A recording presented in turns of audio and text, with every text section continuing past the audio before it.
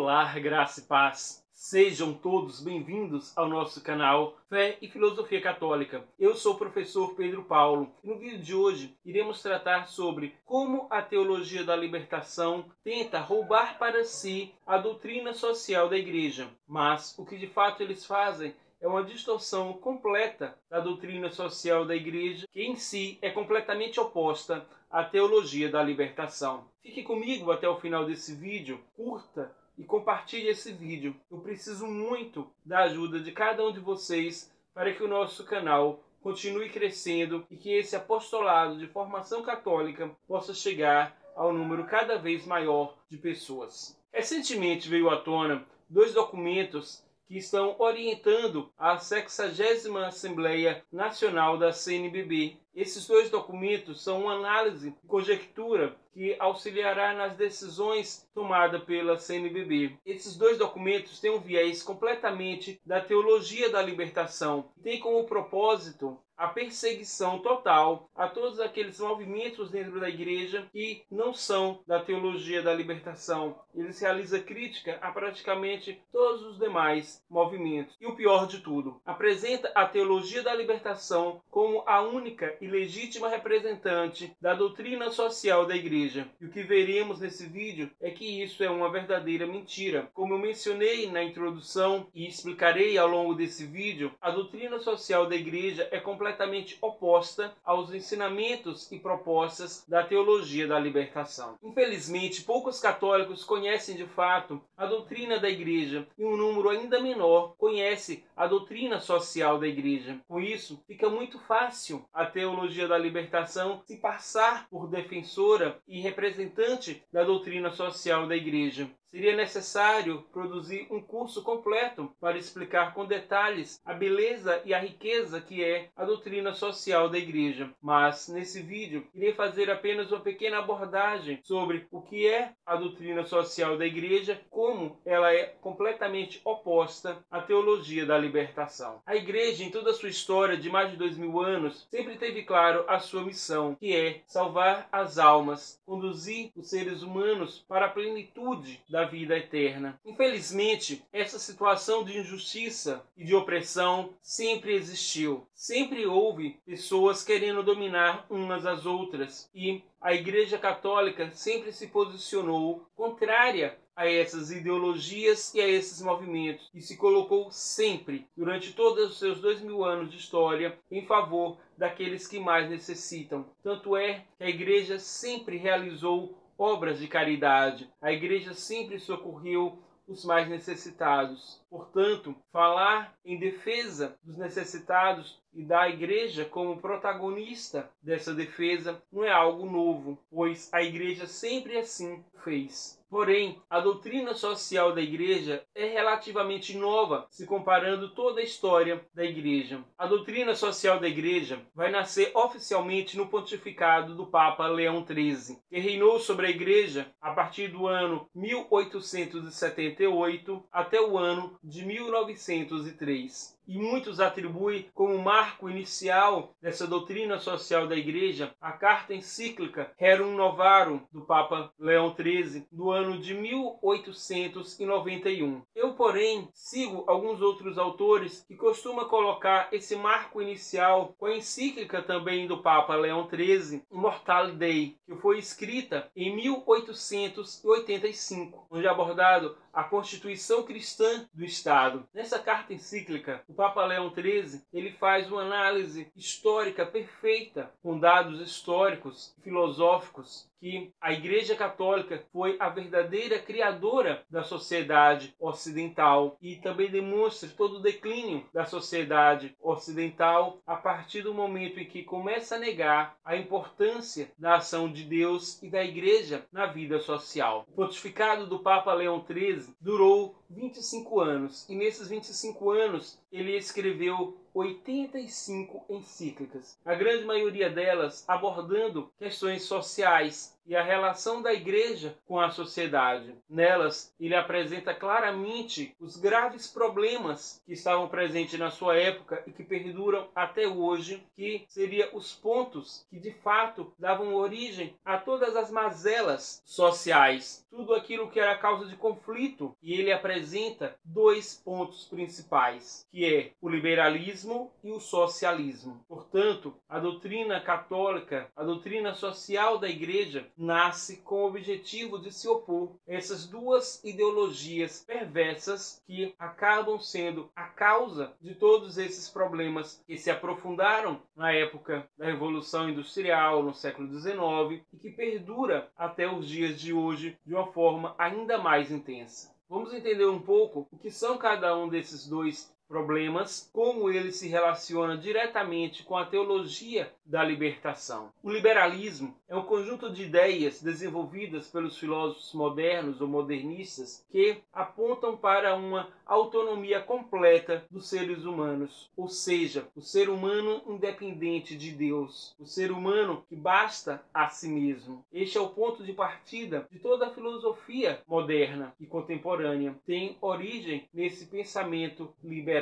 Nesse contexto de filosofia liberal, a fé era relegada ao âmbito privado. A fé até era tolerada, mas se ela não tivesse nenhuma influência sobre a vida em sociedade. A fé, no máximo, poderia ser vivida no âmbito particular, no âmbito privado, mas sem nenhuma intervenção da fé ou da igreja nas coisas referentes à vida social. O liberalismo teve uma grande influência em todas as áreas da vida humana, em todas as áreas do conhecimento, tanto na ciência quanto na história e também na teologia, infelizmente. Além disso, é essa filosofia liberal que dá origem ao socialismo. Todas as teorias socialistas, que já vêm desde muito tempo, ela é fundamentada nas bases liberais. E é claro, eles vão chegar a um extremo do liberalismo. E o socialismo, ele parte do pressuposto de que Deus não existe, de que Deus é uma invenção humana para controlar e manipular a vida das pessoas. Sendo assim, a igreja e a religião devem ser perseguidas como inimigos da liberdade, como inimigos do progresso. Segundo Karl Marx, quem controla os meios de produção controla toda a estrutura da vida social. E ainda, de acordo com seu pensamento, todas as injustiças seriam fruto dos donos dos meios de produção e das nações ricas que oprimiam as nações menos favorecidas. Portanto, a solução seria uma revolução armada dos proletários contra seus patrões e das sociedades pobres contra as sociedades ricas. Ou seja, a solução seria a violência e a morte. É claro que a igreja não poderia concordar com nenhuma dessas duas correntes de pensamento, e é justamente por isso que nasce a doutrina social da igreja como uma alternativa a esses dois caminhos. E a igreja vai se apoiar na sua tradição e nos ensinamentos de Jesus Cristo para resolver esses conflitos sociais. E a doutrina social da igreja apresentará 4 princípios. São eles: a dignidade da pessoa humana, o bem comum, a solidariedade e a subsidiariedade. Quando se fala na dignidade da pessoa humana, fala da dignidade de filhos de Deus. E a igreja vai defender com isso a vida humana, desde sua concepção até a sua morte natural, independente de qualquer outra situação, de religião, de etnia, seja qual for a origem da pessoa e seja qual for a sua posição política, ideológica, a igreja vai considerar essa pessoa digna, pois é uma criatura de Deus, destinada à salvação eterna. Por isso, digna, e deve ser respeitada a sua dignidade sempre e em todas as circunstâncias. Nenhum ser humano pode ser exposto à violência, nenhum ser humano pode ser exposto a situações degradantes. E a igreja sempre, independente do desenvolvimento da doutrina social da igreja, a igreja sempre teve essa preocupação com a dignidade das pessoas e sempre zelou pela vida. E é claro, compreendendo que a vida humana aqui na Terra deve ser uma preparação para a vida plena em Deus. Portanto, quando se fala em vida em abundância, não quer se dizer simplesmente de uma vida material, no aspecto terreno, mas uma vida que é destinada à vida eterna, à felicidade eterna no céu. Quanto ao bem comum, quando a igreja apresenta o bem comum, ou também chamado a destinação universal dos bens, significa dizer que Deus criou a terra e dotou o ser humano de capacidade de produzir bens, de produzir riquezas, e que essas riquezas devem ser compartilhadas para todas as pessoas. Mas isso não extingue de forma nenhuma a propriedade particular e também não tem relação nenhuma com o socialismo ou o comunismo. Prega uma igualdade utópica entre as pessoas, uma divisão de bens igualitária entre todos. Isso, historicamente e logicamente, são impossíveis. Cada ser humano, na medida do seu desenvolvimento, de sua capacidade de produzir riquezas e de assumir responsabilidades, vai, por meio do seu trabalho, transformando a natureza e produzindo riquezas. O fruto dessas riquezas devem ser compartilhado para todos. Um exemplo para ficar bem claro. Quando um proprietário de terra, ele é o dono daquela terra, e naquela terra ele produz alimento. Aqueles alimentos não serão simplesmente para ele e para a sua família. Esse alimento será posto à venda. E então as pessoas, como nós, que vivemos nas cidades, nos grandes centros, que não temos como produzir o nosso próprio alimento, vamos ter acesso ao alimento que foi produzido por outro. Então, dessa forma, os bens produzidos naquela propriedade particular estará sendo universalizado. E na medida em que é feita com justiça, respeitando a dignidade da pessoa humana, estamos dando uma destinação universal das riquezas. Mas sabemos sim que o pecado existe, que existe a ganância, que existe aquelas pessoas que querem se apropriar indevidamente das riquezas produzidas por todos. O terceiro ponto é a solidariedade. Na solidariedade somos convidados a nós mesmos compartilhar aquilo que temos, aquilo que sabemos com aquelas pessoas que não têm. É uma obrigação pessoal, individual, que nos leva a nos compadecer com aqueles que mais necessitam. E a igreja, em toda a sua história, sempre foi mestra em solidariedade. A igreja sempre ajudou uns aos outros e a humanidade como um todo. Quarto e último princípio é o princípio da subsidiariedade. Esse princípio, que é tão importante, mas que infelizmente nos dias atuais tem sido esquecido e deixado de lado. Em que consiste o princípio da subsidiariedade? Consiste em atribuir responsabilidades do desenvolvimento e da resolução dos problemas numa escala que vai da individual, aquilo que o indivíduo por si só não consegue resolver, parte para o núcleo maior, que é a família. Sua família vai resolver os problemas de acordo com as suas possibilidades. Mas se há questões que não podem ser resolvidas sozinha pelo âmbito da família, atribui-se responsabilidades limitadas a um governo que irá exercer subsidiariamente, suprindo aquilo que as famílias por si só não conseguem resolver. Geralmente, esse segundo associação que estava depois da família não era o Estado em si, mas seriam as associações. Era muito comum as associações de artesãos divididas por profissão, que as organizações religiosas, então seriam essas organizações que estariam ali para resolução de problemas e cumprir aquilo que a família por si só não conseguia resolver. Uma vez que nem mesmo essas associações pudessem solucionar aqueles problemas, resolver aquelas situações, aí sim partiria para a responsabilidade do Estado, como por exemplo na administração da justiça, como por exemplo na criação de leis e na organização mais geral. O Estado ficaria assim responsável apenas por aquilo que o indivíduo por si só não conseguisse realizar, a família por si só não conseguisse realizar, que associações por si só não conseguissem realizar. Portanto, o governo seria a última instância de solução de problemas. Mas hoje em dia é colocado o governo como responsável por tudo na sociedade. liberdade. É uma ideia fascista, em que o governo ele deve estar presente em tudo. Bem, esses são, de uma forma geral, os 4 princípios básicos que orientam toda a doutrina social da Igreja. Como percebemos, a doutrina social da Igreja ela é baseada na lei natural, na lei divina e na tradição da Santa Igreja Católica. Bem diferente da teologia da libertação, pois a teologia da libertação ela vai se apoiar e se fundamentar justamente nos 2 grandes erros que a doutrina social da Igreja se propõe a combater, ou seja, o liberalismo e o socialismo.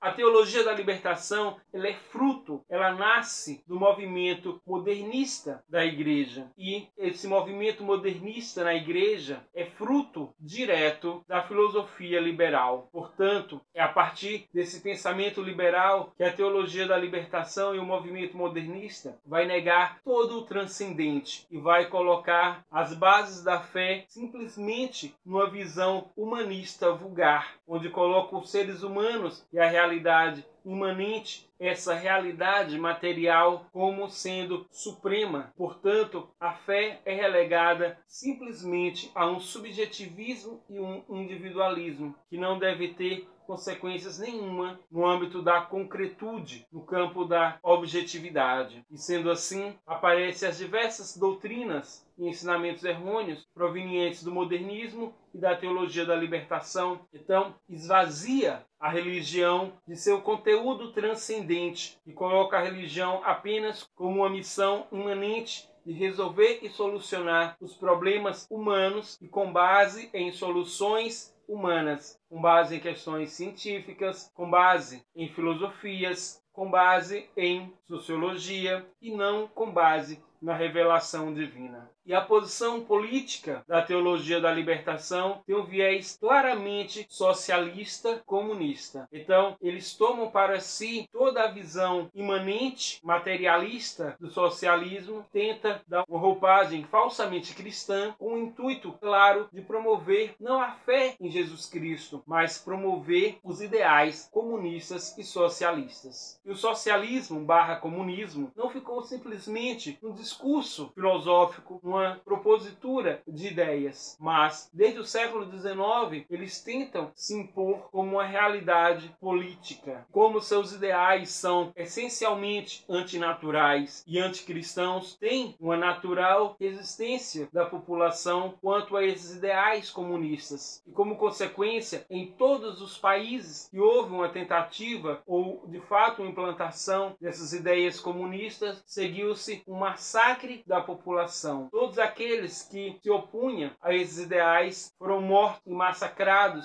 postos em campos de concentração e expostos a toda forma de degradação, o que faz do socialismo a ideologia ou sistema político que mais matou. Os estudos sérios apontam para mais de 140 milhões de mortes provocadas pelo socialismo. Portanto, irmãos e irmãs, são essas duas mentalidades, liberais e socialistas, que é adotada como base para a teologia da libertação. Em um ponto filosófico-teológico, adota um posicionamento liberal e, de um ponto de vista sociológico, político, adota o socialismo. Essa é a base da teologia da libertação, que é completamente oposta à doutrina social da Igreja, que nasce justamente com o intuito de combater essas duas correntes abraçadas pela teologia da libertação. Espero que esse vídeo tenha sido esclarecedor para vocês. Eu confesso que até hoje nunca vi em nenhum canal católico essa associação. Por isso eu peço, se esse vídeo lhe ajudou a compreender melhor sobre a doutrina social da Igreja e a sua oposição frontal à teologia da libertação, inscreva-se no nosso canal e compartilhe esse vídeo para que o nosso canal possa crescer cada dia mais. Fiquem todos na paz de Deus e, como sempre,